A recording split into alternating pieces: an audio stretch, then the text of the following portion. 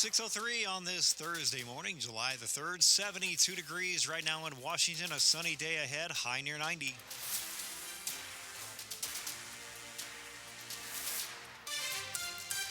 Good morning, I'm Kyle Cooper. I'm Michelle Basch. Topping our news at this hour, the Salvadoran national, who the U.S. government says was mistakenly deported, claims he was beaten and psychologically tortured in an El Salvador prison. Court documents detail what Kilmar Abrego Garcia's lawyers say happened to him. WTOP's Neil Augenstein has the details. Kilmar Abrego Garcia was kicked and hit so often on the day he arrived that he had visible bumps and bruises all over his body. In a new filing in his Maryland lawsuit against the government, his lawyers say Abrego Garcia and other detainees were forced to kneel from 9 at night to 6 in the morning, and guards would hit anyone who fell from exhaustion. He wasn't allowed to use the bathroom and soiled himself. The guards threatened to transfer him to cells with gang members who would tear him apart. And Abrego Garcia witnessed prisoners attacking each other and guards ignoring the screams.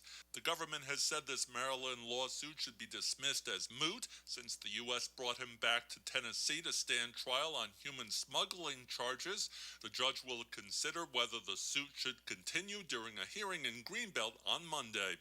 Neil Augenstein, WTOP News. The state of Maryland is paying a man who was wrongly convicted of murder $2.75 million. He's now speaking out about finding help after being exonerated.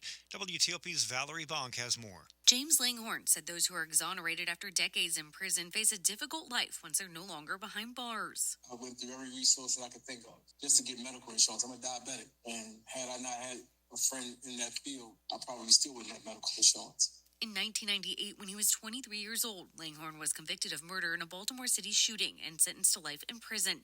After requesting a review of his case through the state's attorney's conviction integrity program, the court found that there was false witness testimony used to support his conviction. On February 10th, he was released after almost 30 years in prison. He spoke at a Maryland Board of Public Works meeting on Wednesday. I speak for those who have been in my situation, those who will be in my situation one day. Lieutenant Governor Aruna Miller chaired the meeting and apologized to Langhorne on behalf of the state.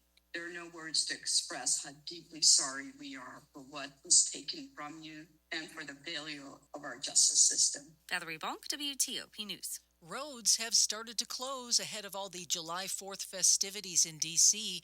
In Northwest, Pennsylvania Avenue is shut down between 14th and 12th Streets, and 13th Street is closed from E Street to Pennsylvania.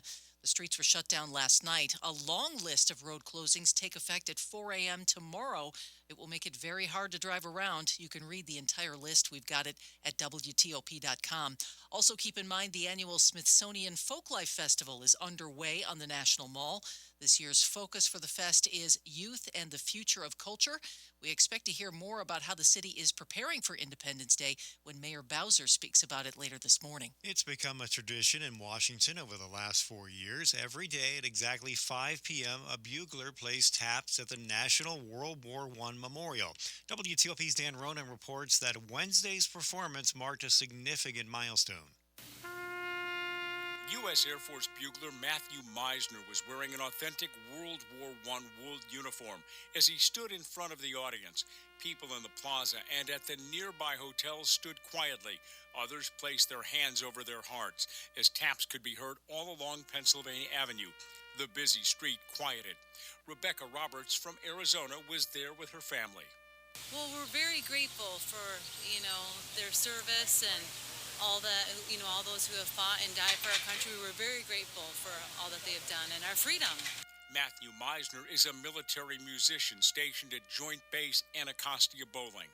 From that first note of taps to the salute, there's a gravity to that situation.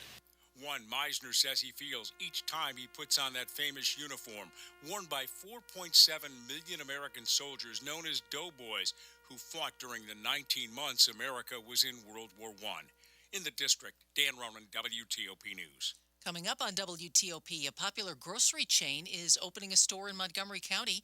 Traffic and weather in 30 seconds.